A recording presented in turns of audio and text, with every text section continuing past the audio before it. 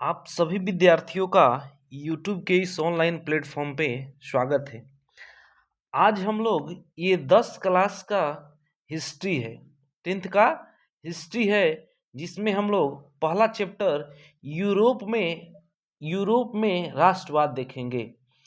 देखिए, यूरोप में राष्ट्रवाद का मतलब क्या है पहले ही समझ लीजिए। यूरोप एक महादेश है, 7 महादेश है, उसमें से यूरोप एक महादेश है। यहाँ पे राष्ट्रवाद का मतलब हुआ कि अपने जो राष्ट्र है उसके प्रति अच्छा सोचना, यानी कि राष्ट्र का पक्ष लेना। जैसे आप लोग देखते हैं कि जातिवाद होता है, ठीक है, अपने जाति का पक्ष लेना होता है। भाईवाद होता है, भाईवाद यानी कि अपने भाई का पक्ष लेना। भतीजावाद होता है, अपने भतीजा का पक्ष लेना। वैसे ही राष्ट्रवाद होता है, यानी कि अपने राष्ट्र का पक्ष लेना, अपने राष्ट्र के लिए अच्छा करना कुछ, ठीक है। तो देखिए, ये ऑब्जेक्टिव सीरीज होगा और इस ऑब्जेक्टिव सीरीज के साथ साथ हम लोग देखेंगे, इस ऑब्जेक्टिव क्वेश्चन के साथ साथ हम लोग देखेंगे कि जो भी थ्योरी है हिस्ट्री का, वो पहला चैप्टर का इसमें कंप्लीट करने की कोशिश करेंगे। और मैं आप लोग को ये भी एक बता दूं कि अगर आप इस सीरीज को पूरा कंटिन्यू देख लेते हैं तो हमें उम्मीद है कि अगर आप इस पे ठीक से काम कर लेते हैं, 3-4 बार देख लेते हैं, तो आपका 60% यानी कि फर्स्ट डिवीजन आ ही जाएगा। हमको ये उम्मीद है, ठीक से करते हैं तो, क्योंकि इसमें पूरा हिस्ट्री का थ्योरी कंप्लीट कर दिया जाएगा, ठीक है। चलिए हम लोग चलते हैं क्वेश्चन पे। आज का पहला क्वेश्चन है कि प्रथम जेनेवा कन्वेंशन कब हुआ था। प्रथम जेनेवा कन्वेंशन का बात कर रहा है, तो जो प्रथम जेनेवा कन्वेंशन है वो 1864 ईस्वी में, 1864 ईस्वी में, यानी कि 22 अगस्त 1864 ईस्वी को जेनेवा कन्वेंशन हुआ था, ठीक है। ये जेनेवा कन्वेंशन क्या है?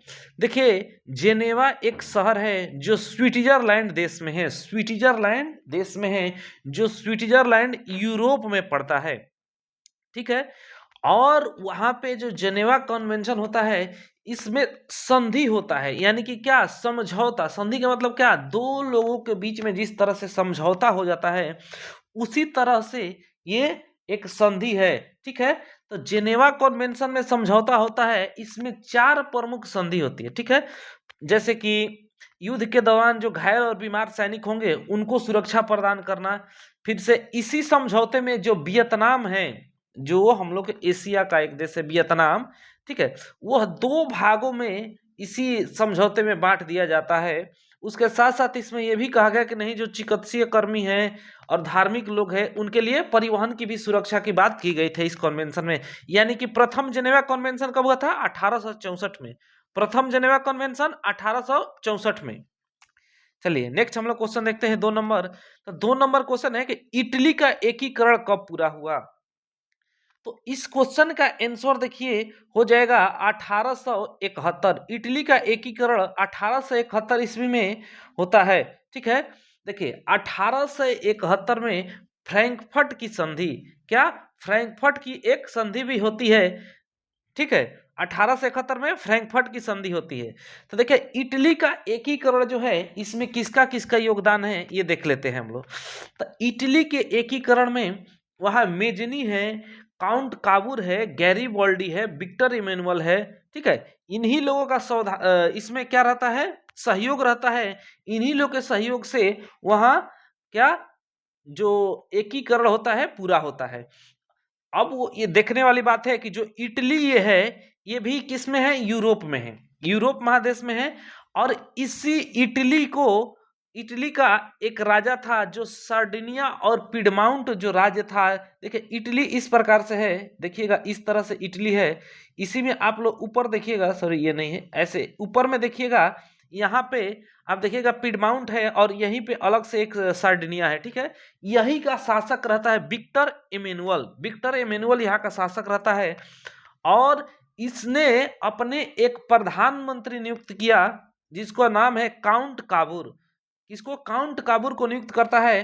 काउंट काबूर भी कुछ राज्य को जीतता है, विक्टर इमेनुअल भी कुछ राज्य को जीतता है। उसके साथ साथ एक गैरीबल्डी नाम के रहता है नाविक जो वो भी कुछ क्षेत्र जीत कर देता है, जो कि जैसे कि यहाँ सिसिली हो गया, सिसिली और नेपल्स, ये नेपल्स हो गया और ये सिसिली हो गया, ये क्षेत्र जो है वो गैरीबल्डी जीत के देता है।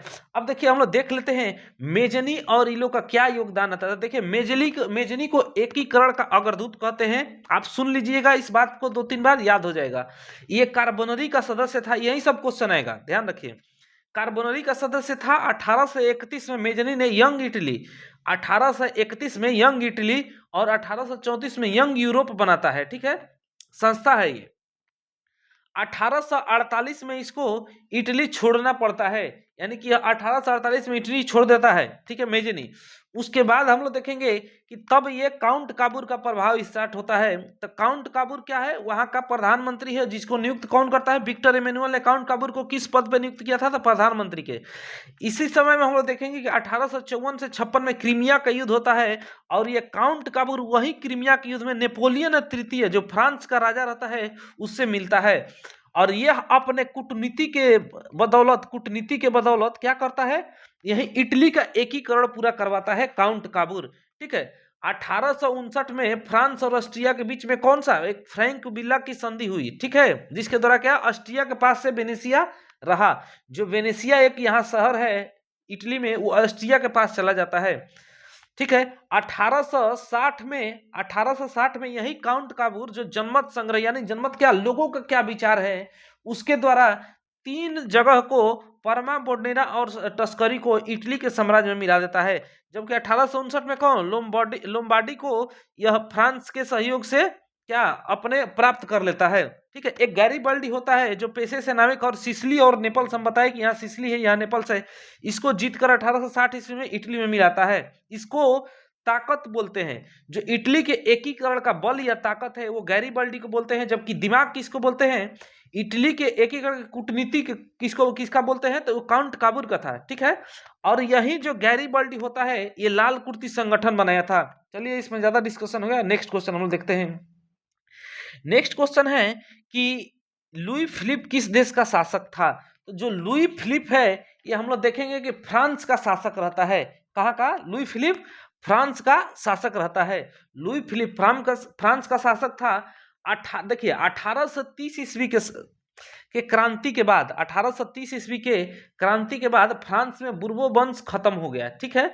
जो बुर्बो वंश है वो फ्रांस से खत्म हो जाता है, और इसी बुर्बो वंश के अंत के साथ निरंकुश राजतंत्र का भी समाप्ति हो जाता है फ्रांस से, ठीक है। अब बुर्बो वंश के बाद अर्लिहेंस वंश आता है।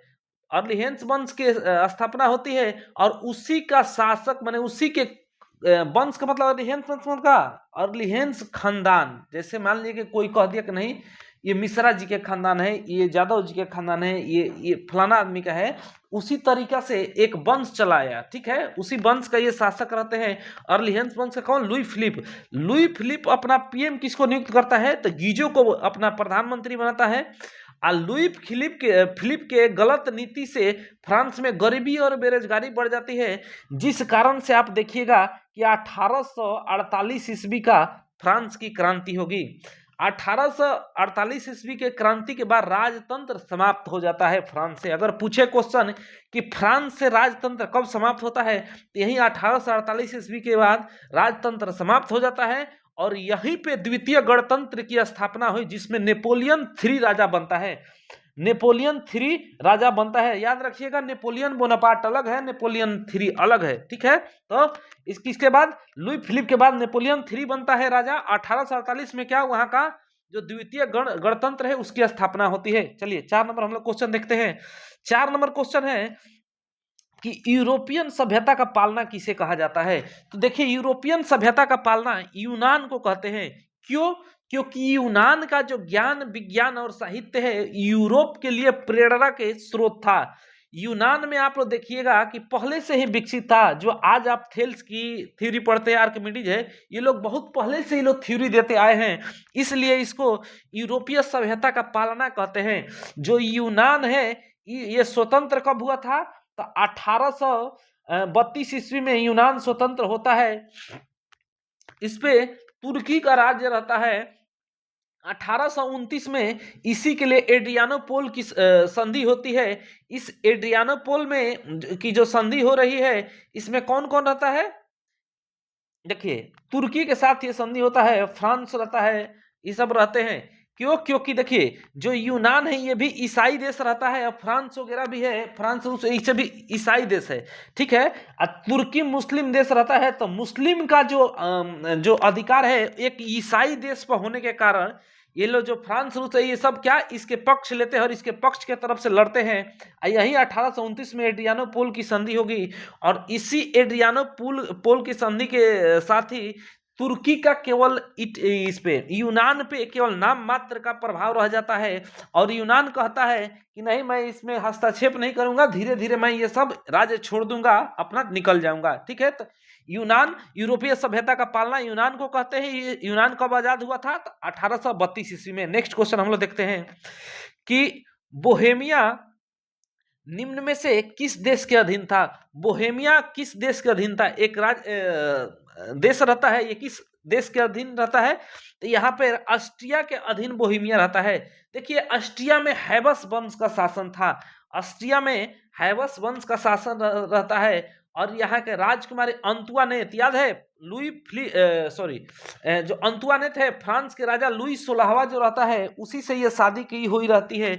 और इसका अत्याचार इस तरीके से रहता है कि ये जो एक बार कोई गहना पहन ली, अपने एक बेटी के लिए 300-500 नौकर रखती थी, एक 6 महीना की 3 महीना के बेटी के लिए, ठीक है। इसी ऑस्ट्रिया के एक राजा रहता है जिसका नाम रहता है मेटरनिक, और वो मेटरनिक क्या वाटरलू के युद्ध का नेतृत्व करता है। और मेटरनिक का सबसे एक पॉपुलर कथन है कि फ्रांस को जुकाम होने पर पूरा यूरोप छींकता है। ये किसका कथन है? मेटरनिक का रहता है। मेटरनिक वाटरलू के युद्ध 1814 ईस्वी में वाटरलू का युद्ध हुआ था, जिसमें मेटरनिक उसका नेतृत्व करता है। और जब मेटरनिक यानी कि ऑस्ट्रिया का पक्ष जो जीत जाता है, तभी वहीं से देखिएगा कि फिर से निरंकुश राजतंत्र क्या स्टार्ट हो जाएगा। निरंकुश राजतंत्र वहीं से स्टार्ट होगा, जिसका खात्मा 1848 ईस्वी में आप देखिएगा होगा। 1815 से 1848 ईस्वी चलता है। इसी काल को हम लोग क्या कहते हैं? मेटरनिक युग के नाम से भी जानते हैं। और 1815 में क्या हुआ था? वियना सम्मेलन हुआ था। इसी वियना सम्मेलन होने के साथ साथ ये क्या यूरोप में फिर से निरंकुश राजतंत्र आ जाता है। चलिए अब हम लोग नेक्स्ट क्वेश्चन देखते हैं। नेक्स्ट क्वेश्चन है कि निम्न में से मित्र राष्ट्र के गुट में शामिल नहीं था। देखिए, जब विश्व युद्ध होता है तो विश्व युद्ध में दो गुट लड़ते हैं, ठीक है। एक रहता है धुरी राष्ट्र और एक रहता है मित्र राष्ट्र। ये एक मित्र राष्ट्र रहेगा, एक धुरी राष्ट्र रहेगा। तो जो जर्मनी है वो धुरी राष्ट्र में रहता है।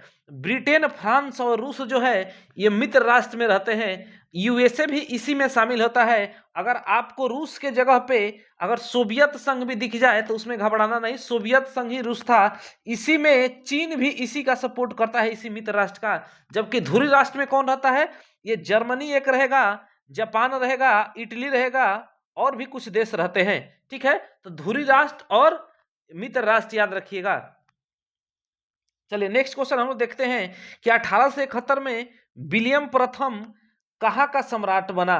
तो देखिए, जो विलियम प्रथम है वो आपको जर्मनी का सम्राट बनता है। 1871 में विलियम प्रथम जो है जर्मनी का सम्राट बनता है। और 1870 में फ्रांस प्रसा के बीच में कौन सा युद्ध होता है? सेडोन का युद्ध होता है। कौन सा युद्ध? सेडोन का युद्ध होता है। फ्रांस और प्रसा यानी कि यही जर्मनी, प्रसा का मतलब क्या? यही जब एकीकरण हो जाएगा तो प्रसा का ही नाम चेंज करके जर्मनी कर दिया जाएगा, ठीक है। सेडान का युद्ध होगा। शेडोवा का भी एक युद्ध होता है जो 1866 में शेडोवा का युद्ध होता है, वो ऑस्ट्रिया और प्रसा के साथ होगा। सेडान का युद्ध फ्रांस और प्रसा के साथ होगा, जबकि शेडोवा का युद्ध ऑस्ट्रिया और प्रसा के साथ होगा, यानी कि जर्मनी भी दे सकता है, उसमें घबराना नहीं है। तो सेडान का युद्ध होता है 1870 ईस्वी में, सेडान का युद्ध होता है। इसमें प्रसा जीतता है, ठीक है। और एक संधि होती है 1871 में जिसका नाम है फ्रैंकफर्ट की संधि। इसी संधि के तहत जर्मनी का एकीकरण हो जाता है। जर्मनी का एकीकरण हो जाता है। जर्मनी का एकीकरण किसके साथ? फ्रैंकफर्ट की संधि के साथ होता है। और जो इसी एकीकरण के बाद यूरोप में कहा जाता है कि एक शक्ति का अंत, यानी कि जो ये फ्रांस है उसका अंत होगा और जर्मनी यानी कि दूसरी शक्ति का उदय होगा, जर्मनी का उदय होगा। फ्रैंकफर्ट के संधि के तहत जो 300 राज्य थे उसको मिला के 39 राज्यों में जर्मनी को कर दिया जाता है, जर्मनी का एकीकरण किया गया। इसमें जो बिस्मार्क है उसके कूटनीति का सबसे बड़ा योगदान रहता है, जो बिस्मार्क रहता है उसका कूटनीति का सबसे बड़ा योगदान रहता है। नेक्स्ट क्वेश्चन हम लोग देखते हैं कि सार्डिनिया का राजा कौन था। देखिए सार्डिनिया पिडमाउंट जो है उसका राजा पूछ रहा है कि कौन रहता है, तो हम लोग कुछ देर पहले देखे कि विक्टर इमेनुअल जो है वो सार्डिनिया पिडमाउंट का राजा रहता है। यह इटली में सार्डिनिया एक राज्य रहता है। आप देखिएगा इस तरीके से इटली का चित्र है, थोड़ा वो है, तो यहीं पे आप देखिएगा कि पिडमाउंट है और यहाँ पर सार्डिनिया है। तो ये दोनों जो क्षेत्र है ये आप देख रहे हैं, ये क्षेत्र इटली के कब्जे में रहते हैं और यहाँ का राजा रहता है। वहीं विक्टर इमेनुअल जो जो राजा है वो रहता है। यह अपना प्रधानमंत्री किसको नियुक्त करता है, याद है, ये प्रधानमंत्री अपना किसको नियुक्त करता है, तो काउंट काबूर को नियुक्त करता है। और यही काउंट काबूर के कूटनीति की वजह से ये क्या इटली का एकीकरण पूरा करता है। इसमें और भी एक व्यक्ति का योगदान रहता है जिसका नाम रहता है गैरीबॉल्डी।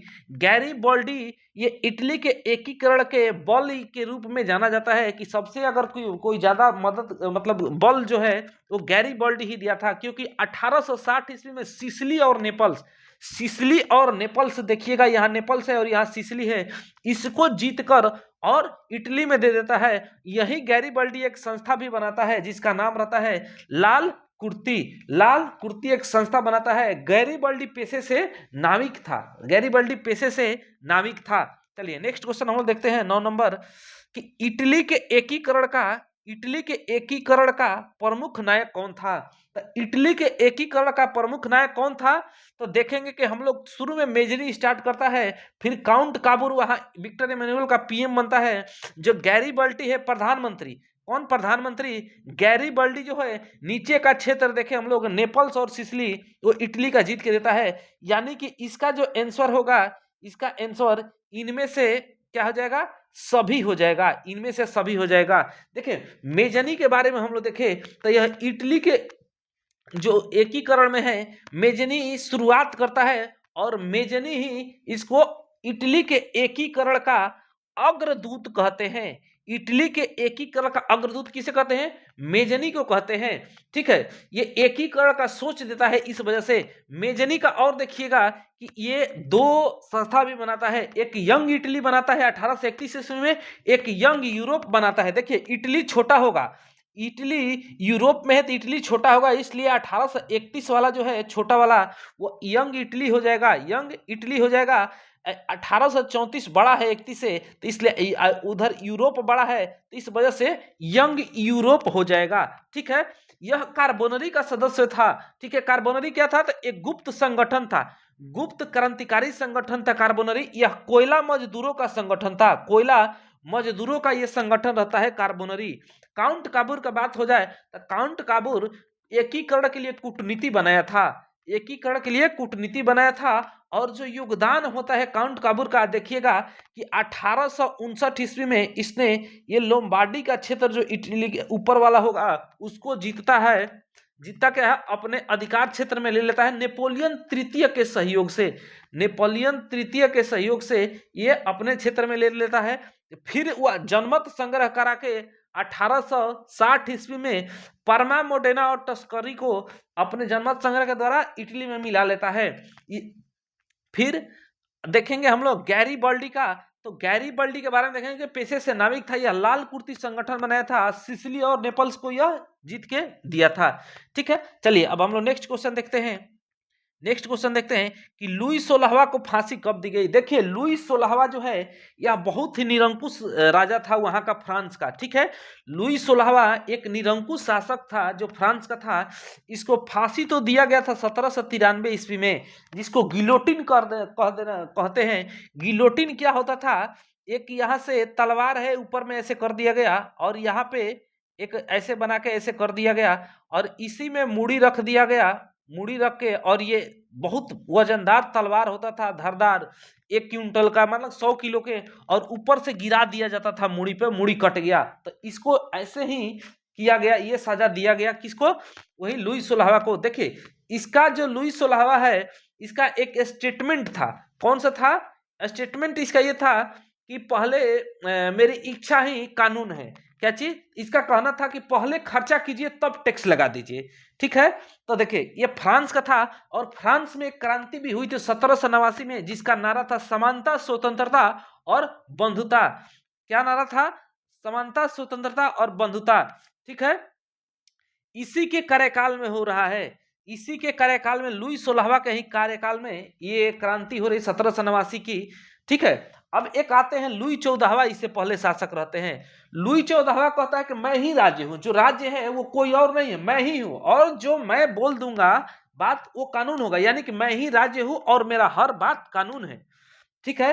अब वहां पर देखिएगा कि इन लोग के बाद रॉबस्पियर शासक बना, ये भी निरंकुश निकल गया, ठीक है। यह आया करके कि नहीं मैं अच्छा से चलाऊंगा, लेकिन ये भी निरंकुश निकल जाता है। उसके बाद आता है नेपोलियन बोनापार्ट, यह फ्रांस का नेतृत्व करता है, और नेतृत्व करते करते ठीक कर देता है, ठीक है। लेकिन 1824 में वाटरलू के युद्ध में यह हार जाता है, और हारने के बाद इसकी मृत्यु होती है, और 1815 ईस्वी में वियना सम्मेलन होता है। उसी वियना सम्मेलन के तरह फिर से जो निरंकुश राजतंत्र खत्म हो रहा है 1793 में, या जो भी ये रॉबस्पियर के मरने के बाद, पुनः यह जो मेटरनिक होता है, वह निरंकुश, जो ये मेटरनिक होता है, वो जो निरंकुश शासन है उसको फिर से स्टार्ट कर देता है यूरोप में। यानी कि निरंकुश शासन वियना कांग्रेस के द्वारा स्थापित यूरोप में होता है राजतंत्र, निरंकुश राजतंत्र का स्थापना वियना कांग्रेस के द्वारा होता है, और उसमें सबसे बड़ा सहयोग मेटरनिक का होता है, जो मेटरनिक है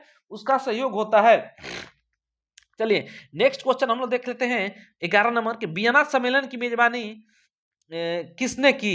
तो वियना सम्मेलन की मेजबानी हम लोग अभी देखे कि मेटरनिक ने किया था। वियना सम्मेलन की मेजबानी कौन कर रहा है, मेटरनिक कर रहा है। तो देखिए मेटरनिक वाटरलू का युद्ध 1814 ईस्वी में नेतृत्व करता है, और ये ऑस्ट्रिया का रहता है। इसका एक स्टेटमेंट इसका मेटरनिक का है, बोलता है ये कि फ्रांस को जब जुकाम होता है तो पूरा माने फ्रांस का जब जुकाम होगा, सर्दी होगा, तो पूरा यूरोप खांसेगा, यानी कि छींकेगा, ठीक है।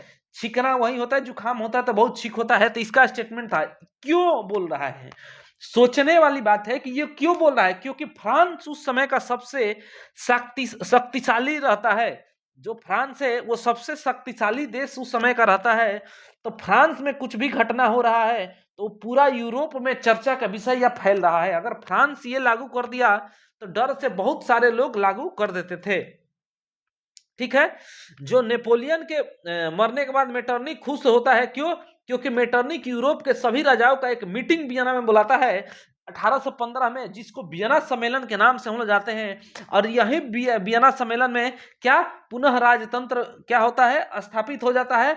मेटरनिक जो है वो इटली के राजा चार्ल्स एल्बर्ट, जो चार्ल्स एल्बर्ट है उससे युद्ध लड़ने नहीं आया था। मेटरनिक क्या किया कि इटली का जो इटली का राजा रहता है ना चार्ल्स एल्बर्ट, वो युद्ध लड़ने के लिए नहीं आता है। तब मेटरनिक जो है उसके इटली को तभी बांट देता है कई भागों में, ठीक है। इटली को क्यों बांटता है, क्योंकि वहां का राजा चार्ल्स एल्बर्ट रहता है, वो लड़ने नहीं आता है, और बांट देता है, इधर कोई और ले लेगा, इधर कोई और लेगा, इधर पोप को, ऐसे ही इटली को छीन भिन कर देता है। चलिए नेक्स्ट क्वेश्चन हम लोग देखते हैं।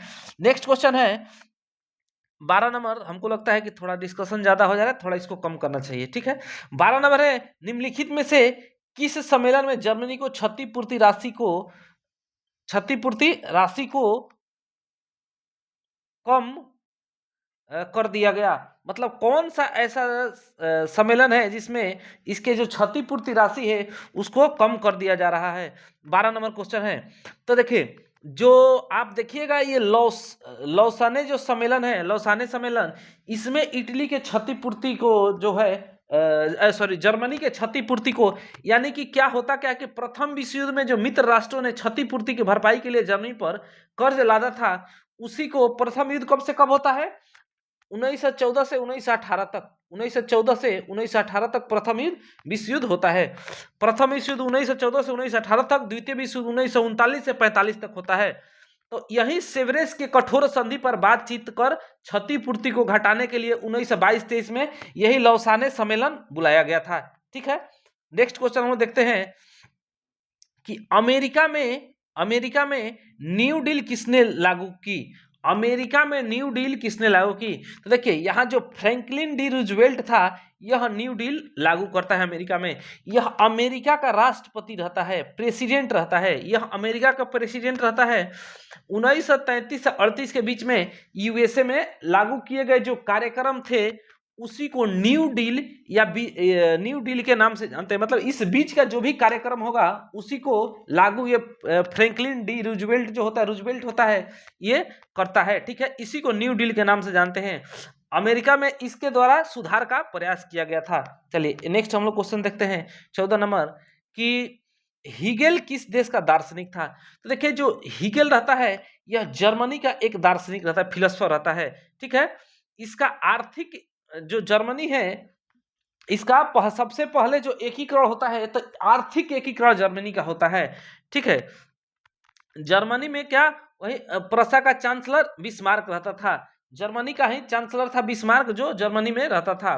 प्रसा पहले बोला जाता था उसको, जर्मनी को। ठीक है, और यही बिस्मार्क जो था वो क्या रक्त एवं लौह की नीति अपनाई थी। बिस्मार्क को कौन चांसलर बनाया था? ये पहला चांसलर रहता है प्रसा का, विलियम प्रथम बनाया था। ठीक है, यही जो फेडरिक विलियम रहते हैं राजा, उससे पहले विलियम प्रथम के उसी का फेडरिक विलियम का भाई रहता है विलियम प्रथम। ठीक है, यही चांसलर नियुक्त करता है बिस्मार्क को। विलियम प्रथम जर्मनी का एकीकरण चाहता था। ठीक है, जर्मनी में एक और देखिएगा जलवेरिन संस्था मिलेगी जो व्यापारिक होती है 1834 ईस्वी में।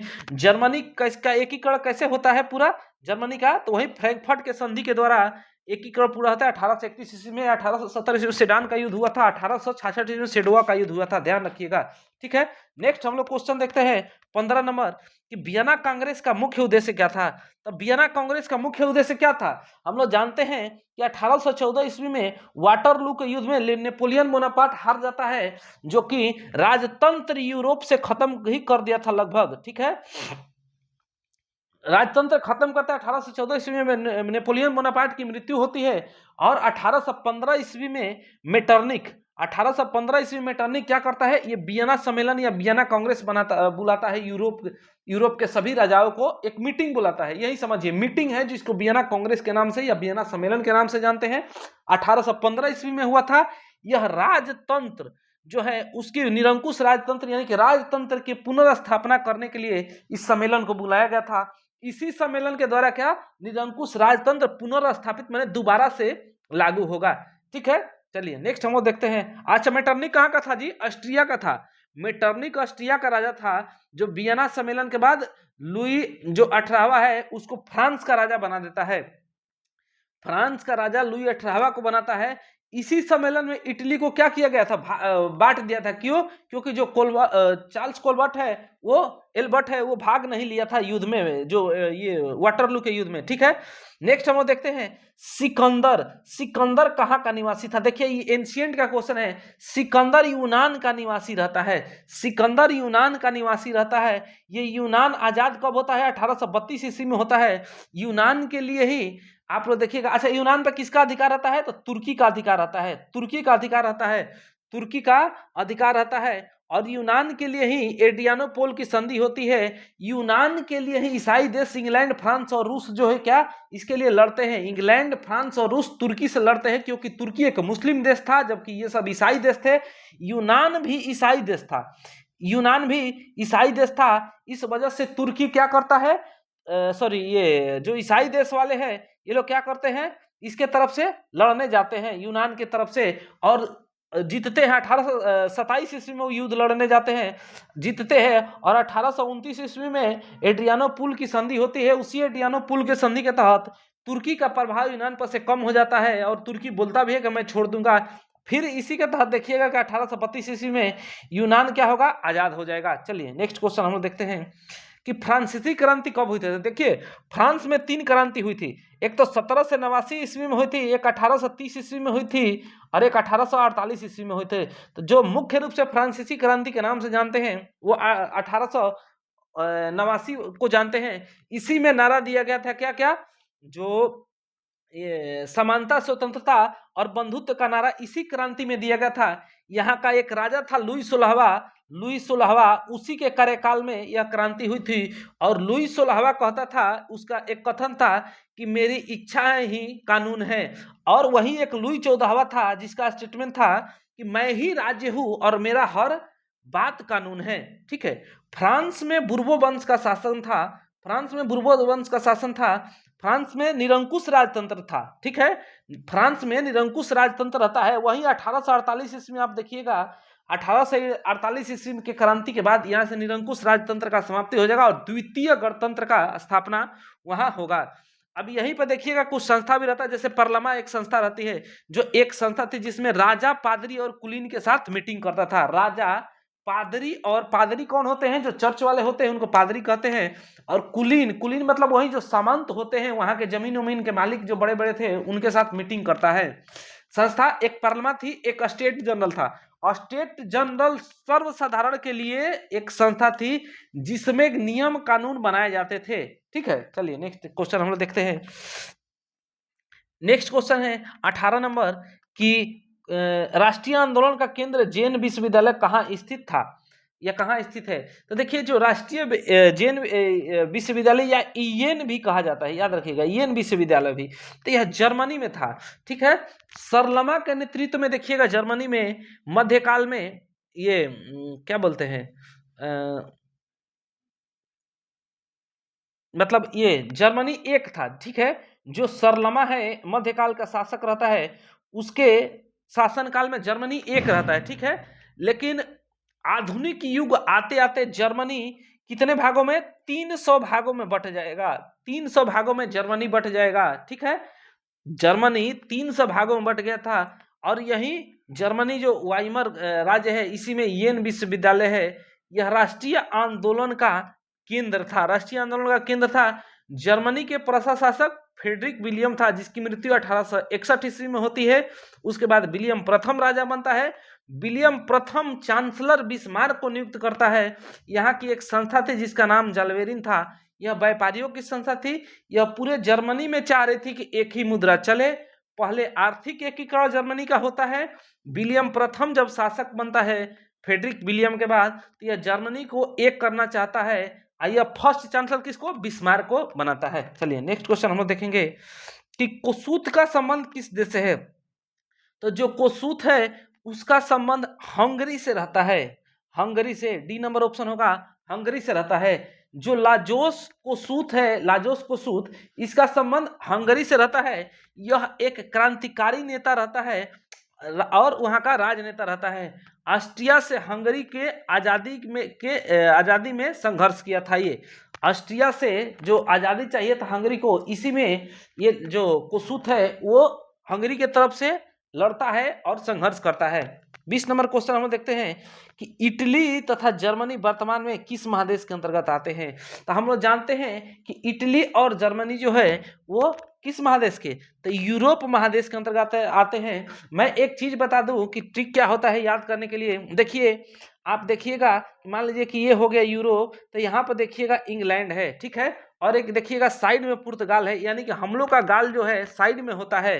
ठीक है, पुर्तगाल है। अब यहाँ देखिएगा स्पेन है, तो समझिए कि सस्पेन जानते हैं चाय बनाने वाला, इसको बैठा है सस्पेन को ये फ्राई करने के लिए। ठीक है, फ्रांस हो जाएगा, फ्राई से जल गया जर्मनी हो जाएगा, जर गया जर्मनी हो जाएगा। जब जर गया तो आपके मुंह से क्या आएगा, आ से अस्ट्रिया हो जाएगा, इस कहानी को याद रख लीजिएगा, अस्ट्रिया हो जाएगा। अब अगर आ कीजिएगा अस्ट्रिया हो जाएगा, तो क्या होगा, आप जल गया है तो आप भूखे रह जाइएगा, हंगरी हो जाएगा। हंगरी यानी कि भूखे रह जाइएगा तो टर करने लगेगा, यानी कि तुर्की हो जाएगा। ठीक है, जब टरटराने लगिएगा भूख से, तो आपको क्या किया जाएगा, इटली खिला दिया जाएगा। ये यूरोप के देश है, इस तरह से आप याद रखिएगा यूरोप के देशों का ट्रिक, ठीक है। चलिए नेक्स्ट हम लोग देखते हैं क्वेश्चन। नेक्स्ट क्वेश्चन हम लोग देखते हैं 20 नंबर की 21 नंबर कि फ्रांस में किस शासन वंश की पुनर्स्थापना वियना कांग्रेस के द्वारा की गई थी। तो हम लोग जानते हैं कि वियना कांग्रेस के द्वारा फ्रांस में बुर्बो वंश का पुनर्स्थापना होता है। यूरोप में बुर्बो वंश का स्थापना होता है ये वियना कांग्रेस के द्वारा। और वियना कांग्रेस कब हुआ था? वियना कांग्रेस कब होता है? 1815 ईस्वी में होता है। ये कब होता है? 1814 के जो वाटरलू का युद्ध है उसके बाद वियना कांग्रेस बुलाया जाता है यही पूरे यूरोप के राजा को। और उसी वियना कांग्रेस के द्वारा क्या फ्रांस में बुर्बो वंश का शासन माने स्थापना होता है। और इसके द्वारा लुई 18वां को शासक बनाया जाता है। ठीक है, लुई 18वां को शासक बनाया जाता है। इससे पहले लुई 16वां शासक था जिसकी मृत्यु कितने में 1793 ईस्वी में हुई थी। और उसी के बाद यहाँ पर ये नेपोलियन बोनापार्ट इधर अपना जो प्रभाव है पूरे यूरोप में छोड़ देता है। ठीक है, और नेपोलियन बोनापार्ट वाटरलू के युद्ध 1814 ईस्वी में मारा जाता है। 1815 में वियना कांग्रेस होता है। वियना कांग्रेस के द्वारा बुर्बो वंश की स्थापना होती है। ठीक है, बुर्बो वंश का शासक लुई 18वां बनता है। चलिए, लुई 16वां का एक स्टेटमेंट क्या था, याद है आप लोग को? लुई 16वां का स्टेटमेंट क्या था? चलिए आप लोग कमेंट में करके बताइएगा। लुई 14वां का भी स्टेटमेंट बताइएगा। लुई 14वां का स्टेटमेंट क्या था? मैं ही राजे हूं, मेरा हर बात कानून है। ठीक है, और लुई 16वां का क्या था मैं ही बता दे रहा हूं, मेरी इच्छा ही कानून है। चलिए नेक्स्ट हम लोग देखते हैं 22 नंबर क्वेश्चन कि मेजनी का संबंध किस संगठन से था। तो देखिए मेजनी का संबंध जो है ये हम लोग देखेंगे कि ये कार्बोनरी जो होता है कोयले मजदूरों का एक संगठन था, कार्बोनरी इससे था। कार्बोनरी क्या था? कार्बोनरी एक गुप्त क्रांतिकारी संगठन था। गुप्त क्रांतिकारी संगठन होता है जिससे संबंध मेजनी क्या रहता है। मेजनी और भी दो संगठन बनाता है जिसका नाम रहता है यंग इटली और यंग यूरोप। ये यंग इटली 1831 ईस्वी में बनाता है, यंग यूरोप 1834 ईस्वी में बनाता है मेजनी।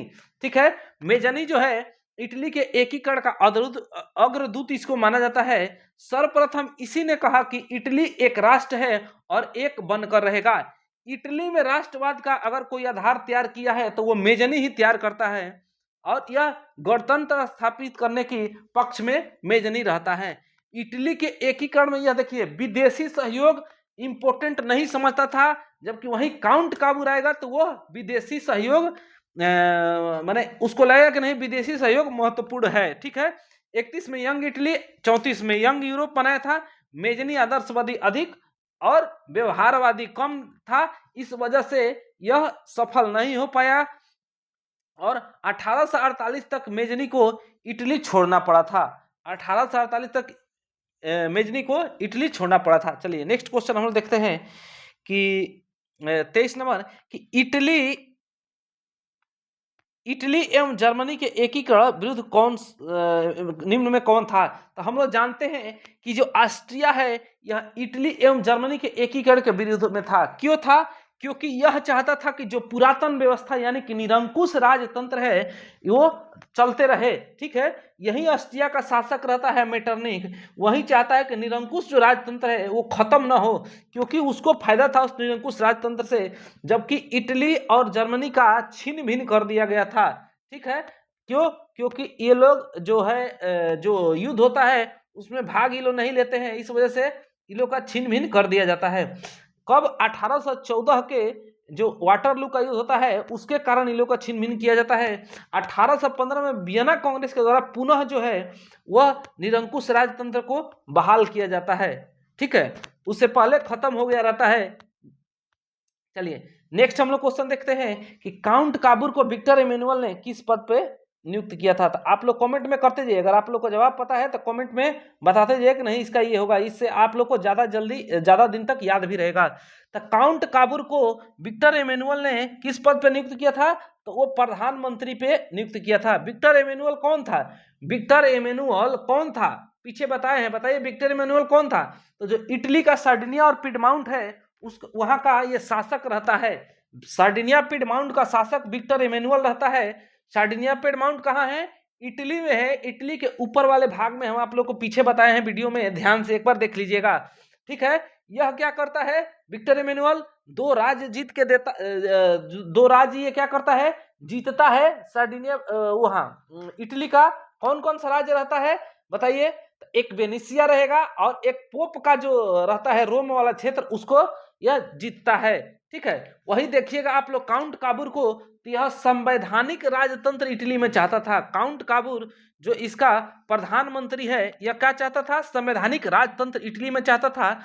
यह इटली के एकीकरण के लिए विदेशी सहयोग को क्या आवश्यक समझता था, जबकि मेजनी सहयोग को आवश्यक नहीं समझता था। 1854 से 56 ईस्वी में क्रीमिया का युद्ध होता है। इसी क्रीमिया के युद्ध में फ्रांस के राजा नेपोलियन तृतीय के नजदीक ये पहुंचा था। क्यों? फ्रांस देखिए क्रीमिया के युद्ध में हार रहा है, लेकिन जैसे ही काउंट काबूर का सहयोग उसको मिलता है, फ्रांस जीत जाता है। यह बिना बुलाए, बिना निमंत्रण का जाके अपने मन से यह सहयोग देता है।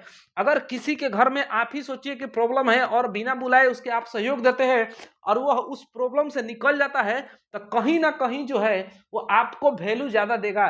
क्यों? क्योंकि आपके वजह से ही वह उस प्रॉब्लम से निकला है। नेक्स्ट क्वेश्चन देखते हैं कि 1859 इस नेक्स्ट क्वेश्चन हम लोग देखते हैं कि गैरीबल्डी पेशे से क्या था?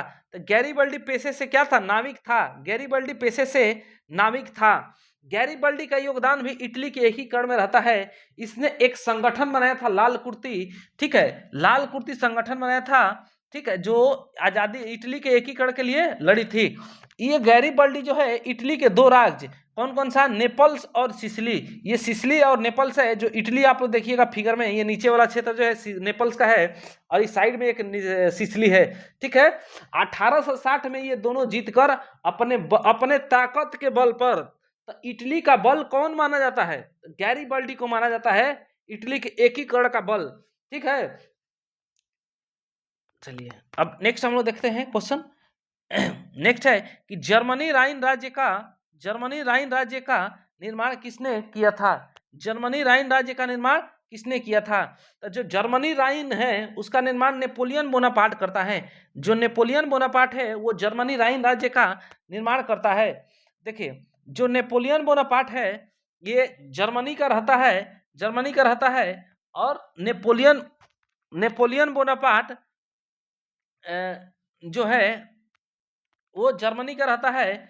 और लुई 14वां, देखिए बता दें आप लोग को, लुई 14वां, मैं ही राजे हूं, मेरा हर बात कानून है, ये बोला था। लुई 16वां का जो शादी है ऑस्ट्रिया के राजकुमारी अंतुआनेत से होती है। लुई 16वां का होता है और यही लुई 16वां कहता है कि आए मत देखो, पहले खर्चा करो। ठीक है, चलिए तो आज नेक्स्ट वीडियो में हम इसके आगे बताएंगे। वीडियो ज़्यादा लंबा हो जाएगा, आप लोग भी बोर हो जाइएगा। इसको 2-4 बार देख लीजिएगा, ठीक हो जाएगा। समझ गए?